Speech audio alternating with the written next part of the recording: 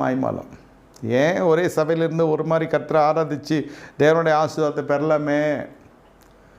நீ விடுதலை பெற்றது அந்த சத்தியத்தினால் தானே? இல்லை, இது ஒரு மாய்மாலம். முதல் தேர்தலில் அந்த சபையில் எல்லாமே அசூசி நடந்துட்டு இருக்குது, எல்லா அநியாயம் நடந்து கொண்டிருக்கு, நல்லா தெரியும்.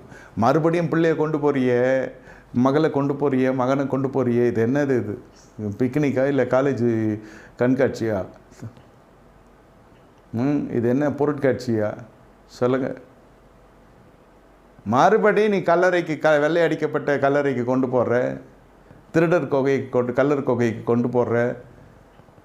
உங்களுக்கு தெரியும் எப்படி தான் வெளில வர முடியும். தி parents have to take a decision, not the children.